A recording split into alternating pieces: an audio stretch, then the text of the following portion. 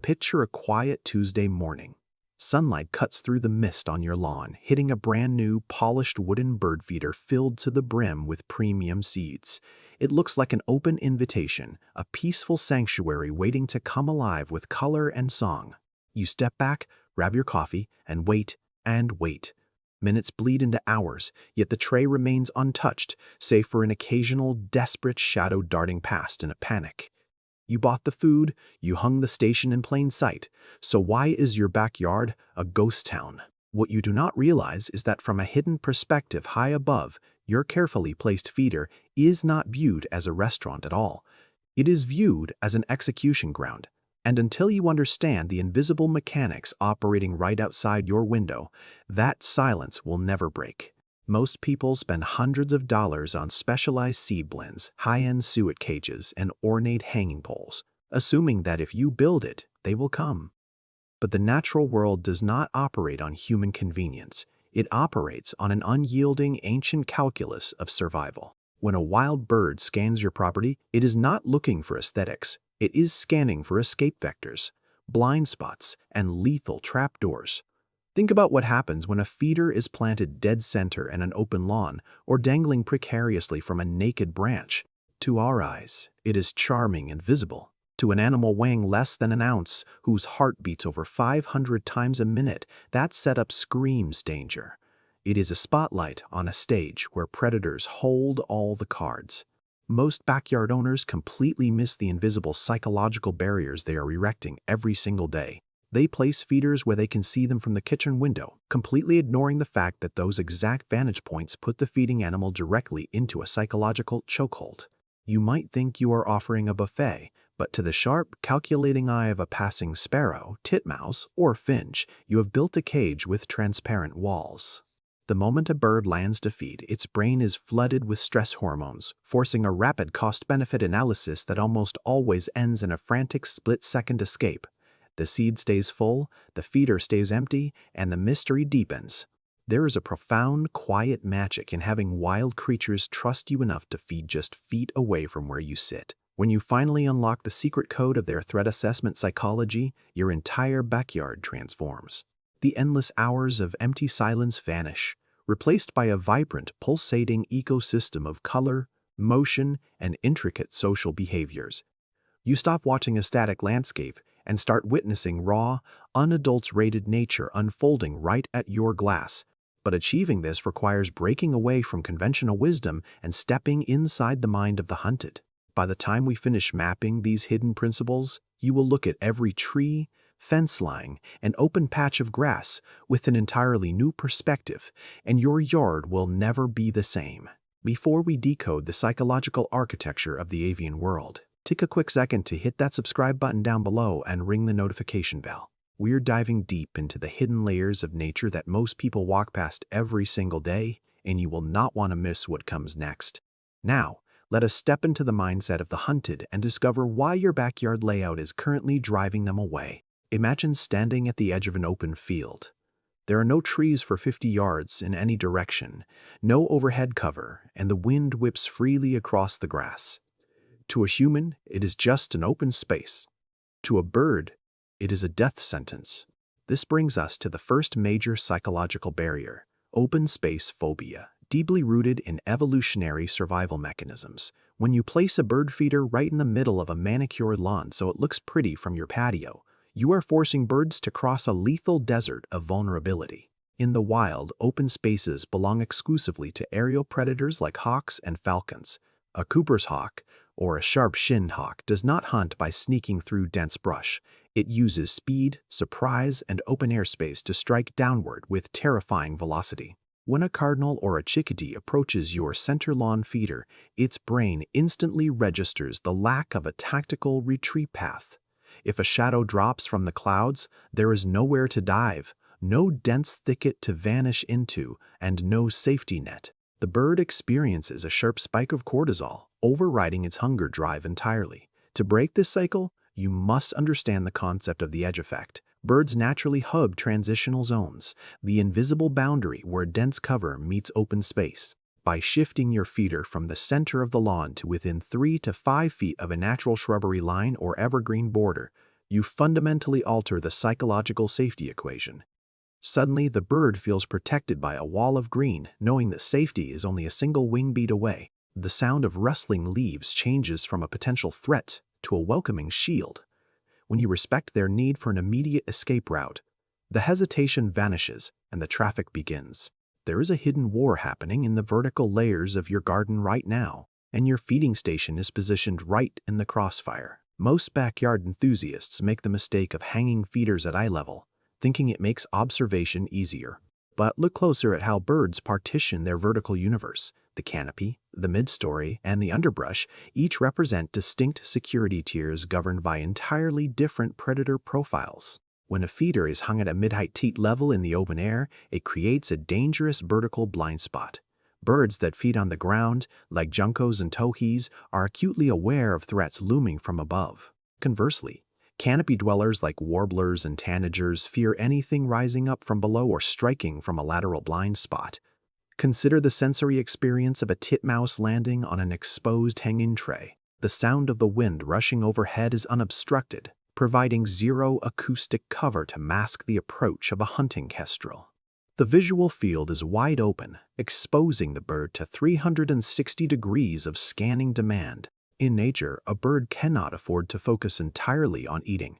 It must spend up to 80% of its cognitive energy scanning for danger. When you place a feeder directly beneath an overhanging protective bough, not too low to trap them, but shielded by a natural leafy ceiling, you neutralize the vertical apex threat. The bird no longer feels exposed to the infinite sky. It feels anchored. The visual pressure drops, the heart rate normalizes, and instead of snatching a single seed and fleeing into the safety of the woods, the bird lingers. It sorts through the seeds, brings its mate, and turns your feeding station into its primary daily foraging hub. Walk out to your backyard right now and look at your feeder from the perspective of a small animal standing on the ground. Can you see your house clearly? Can you see windows, moving shadows behind glass, or human pathways? To a wild bird, those clear lines of sight are not signs of civilization. They're lines of potential ambush. Birds possess exceptional visual acuity, capable of detecting microscopic movements and sudden flashes of light that completely escape human perception. When a feeder is placed within direct line of sight of heavy foot traffic or reflective glass windows, it triggers a constant state of hypervigilance. Every time someone walks past the kitchen window or a door opens 50 feet away, the vibration and visual shift travel down the line of sight like an electric shock. The psychological impact of this invisible choke point is devastating to consistent bird traffic. Birds do not evaluate danger based on whether a human means them harm. They evaluate it purely on unpredictability. A patio door that opens at random intervals is perceived as an unpredictable mechanical predator. To dismantle this invisible barrier, you must master the art of visual occlusion. By offsetting your feeder behind a natural baffle of ornamental grass, a decorative trellis, or an angled shrub line, you break the direct line of sight between the feeding zone and high-activity human corridors. The bird can access the food without ever having to make direct eye contact with the terrifying unpredictability of human movement.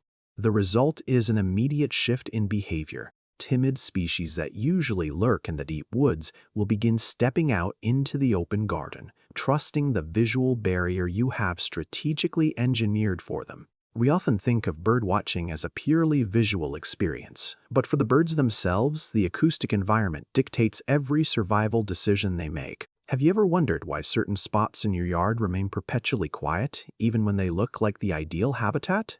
The answer lies in the invisible architecture of sound. Birds rely heavily on auditory cues to assess environmental safety. When wind whistles through an open yard unobstructed, or when a feeder is placed near a humming air conditioning unit, a barking dog, or a high-frequency water pump, it creates an acoustic fog.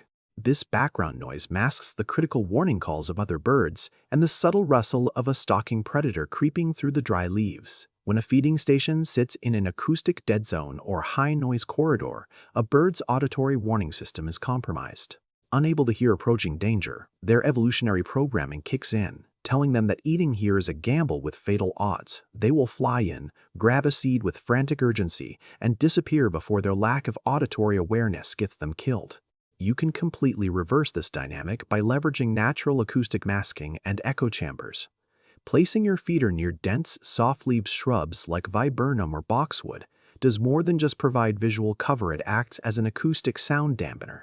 It absorbs harsh, high-frequency neighborhood noises while allowing the gentle, reassuring chatter of local songbirds to bounce softly within a localized microclimate.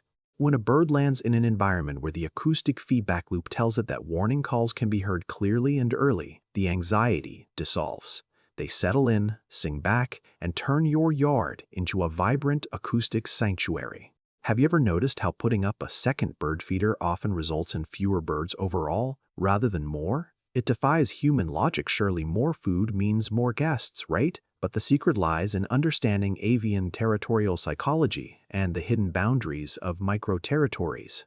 Every bird species operates within a strict spatial hierarchy governed by dominance, feeding radius, and defense zones. When you cluster multiple feeders tightly together, or place a single feeder within the contested overlap of two distinct territorial boundaries, you inadvertently create a miniature war zone.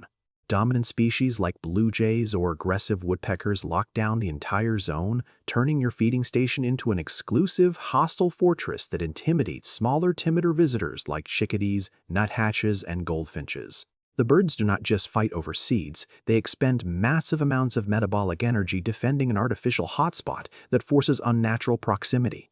The psychological stress of constant turf wars causes weaker or less aggressive species to abandon the area entirely, seeking out calmer, less contentious foraging grounds in the wild. To fix this, you must apply spatial separation psychology. Feeders targeting different species must be placed outside of each other's visual and territorial horizons, typically separated by at least 30 to 40 feet, or broken up by solid visual barriers like large trees or garden sheds. When dominant birds cannot monitor all feeding stations simultaneously, the pressure diffuses, timid species regain the confidence to approach, and suddenly your yard transforms from an exclusive battleground into a peaceful, highly diverse ecosystem hosting dozens of species side by side. We have pulled back the curtain on how birds perceive your yard not as a cozy B&B, but as a high-stakes chessboard governed by millions of years of evolutionary survival programming. We have looked at open space phobia, vertical blind spots, visual choke points, acoustic anxieties, and territorial collisions. Every single one of these elements acts as an invisible gatekeeper, filtering out the very wildlife you are trying to attract. Most people try to solve the placement problem by throwing more money at the problem: better seed, expensive equipment, flashing motion lights. But none of that matters if the psychological foundation is fractured. You are playing a game against ancient instincts without knowing the rules. As we approach the core realization of how these 5 secrets lock together into a single, seamless ecosystem blueprint, you begin to see that successful bird feeding has nothing to do with luck. It has everything to do with geometry, psychology, and empathy. The final piece of the puzzle ties every single layer together into a master strategy that completely rewrites how wildlife interacts with your property. The ultimate secret to mastering bird feeder placement, the revelation that changes everything, is that you must stop designing your yard for the human eye and start engineering it for the avian mind. When you combine the safety of an edge transition zone with a shielded vertical canopy, block the direct lines of sight from unpredictable human corridors, manage the acoustic soundscape with natural dampening buffers, and space your stations outside territorial collision zones, something extraordinary happens. You stop being a passive observer watching scared visitors dart in and out of the shadows. You become the architect of a fully realized, self-sustaining micro-sanctuary. The birds do not just visit your yard, they settle there. They build nests in your surrounding trees because their ancestral threat assessment alarms have been completely disarmed. They bring their fledglings to your feeders because your yard is recognized across generations as a zone of absolute safety. The silence breaks permanently. The ghosts vanish, and in their place comes an explosion of life, color, and trust that rewards your patience with a front-row seat to the raw beauty of the natural world. Remember that quiet Tuesday morning we started with? The polished wooden feeder sitting in the middle of an empty lawn, waiting in total silence for a visitor that never arrived. Now step back out onto that same porch. The feeder is gone from the open lawn, shifted gracefully to the edge of the emerald shrub line where the shadows meet the light. The wind whispers softly through the leaves, masking the noise of the world beyond. And as you raise your coffee cup, the silence is shattered. Not by panic, but by the chorus of a dozen vibrant species feeding in total, unshakable harmony. What is the single biggest mistake you notice birds making when they visit your yard? Or which of these hidden placement secrets are you going to test first? Drop a comment below and let us talk about it.